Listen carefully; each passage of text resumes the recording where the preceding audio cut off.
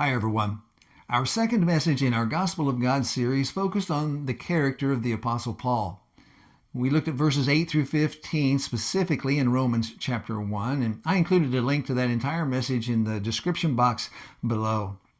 We did take a look at the apostle's character, and that's so important before getting into the deep theology and the doctrine of the wonderful book of Romans, and it's important before really getting into any of the Apostle Paul's writings.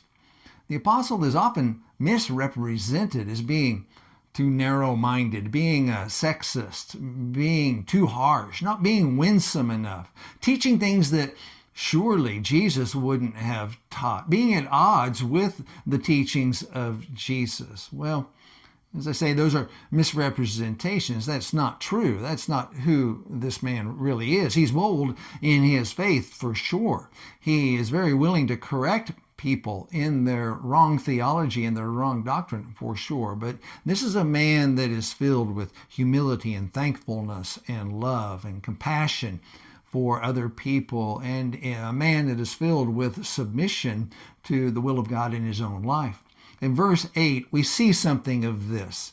He says, "First, I thank my God through Jesus Christ for all of you, because your faith is proclaimed in all the world." So he's thanking God for these people through Jesus Christ for all of them. Now, he understands clearly the social structures in the Greco-Roman society. We today would talk about the elites, and they had those in the Roman culture for sure, different strata of society, the lower levels of society, uneducated levels of society. But here the apostle says, all of you. He's addressing all of the people, no matter what background they came from. And he's thankful to God for what God is doing in them, for their faith is being proclaimed through all the world. It's not only that they have faith, he would be thankful for that, of course, but it's that their faith is being proclaimed in the world. People are talking about the Romans and the situations, the hard situations that they're living in. And it's very impressive to people across the Mediterranean world today when Christians are living in very difficult situations. Could be a difficult home life, could be a difficult work life, could be a difficult national life, could be on a foreign mission field somewhere. Wherever a Christian, a follower of Jesus Christ, a disciple,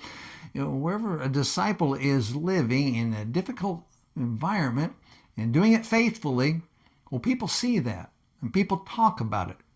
And that's what the apostle sees in these Romans. And he's very, very thankful for that work that God is doing in their life. And he's also a very joyful man. He's joyful over their obedience in this faith of theirs that's being proclaimed throughout the world. It wouldn't be proclaimed, it wouldn't be talked about if they weren't obedient. If they claimed faith in Jesus Christ but lived just like the rest of the world, well, what difference does Christ make?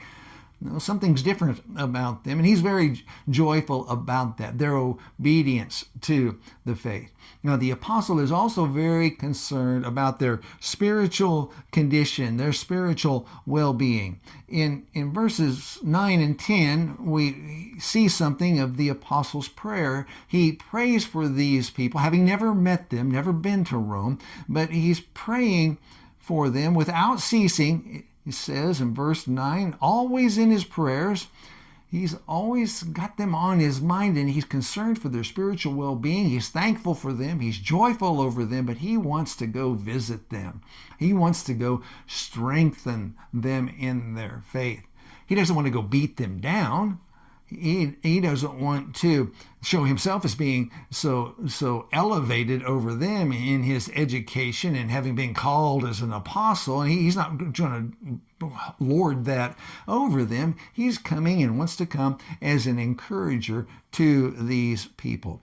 One of the things that really stands out for me in these passages, as well as other sections, but is the humility of the apostle. So often that is forgotten and overlooked. People don't think of the Apostle Paul as being a humble man. They recognize him as being a bold teacher for sure, a bold man, a brave man, but being a humble man, that sometimes is overlooked, and it's very, very often overlooked. Actually, the Apostle Paul is respectful of the timing that God's working out in his life. He says in verse 10 that he's always praying for them and asking God that somehow, by God's will, notice the submission there, somehow, by God's will, I may now at last succeed in coming to you. He wants to come to them. God has not allowed him yet to come to them, and he's submissive. He's a humble man. He's submissive to the will of God and God's timing and God's leading in his life. He's respectful of God's leading and working in their life. He's respectful on the one hand of God's leading in his life, but also he's mindful of these Christians in Rome and how God is leading them. And all of this, as we have already thought, brings great joy and thankfulness to the apostle's heart. But he's a humble man. Notice what it says. He says in verse 12 that it's his desire that they would be mutually encouraged by each other's faith. He's hoping God would open the door, that he would be able to come to them.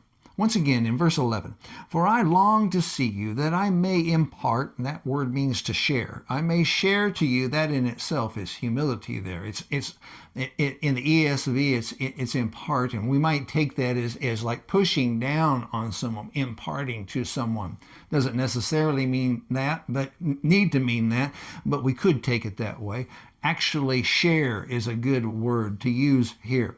He wants to share some spiritual gift that would strengthen them. That's a mark of humility there, to strengthen them.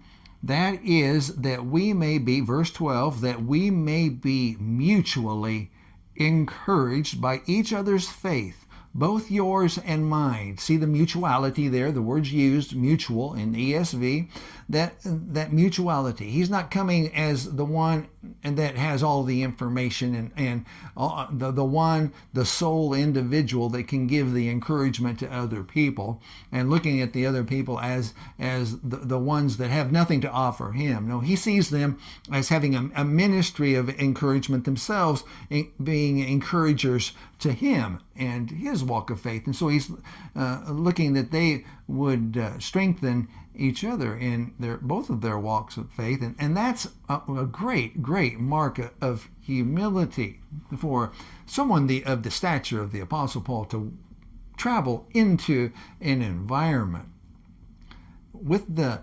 mindset and the heart condition to know that these individuals have something to contribute to him. And that takes a great deal of humility.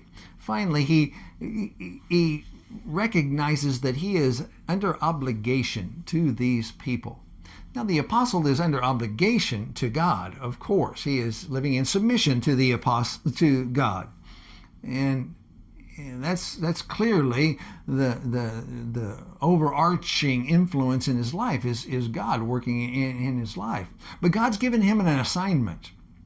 He's given him an assignment, and he's to be sharing, teaching the gospel, teaching the theology of the gospel to Greeks and barbarians. The Greeks meaning the educated class, the barbarians the non-educated class.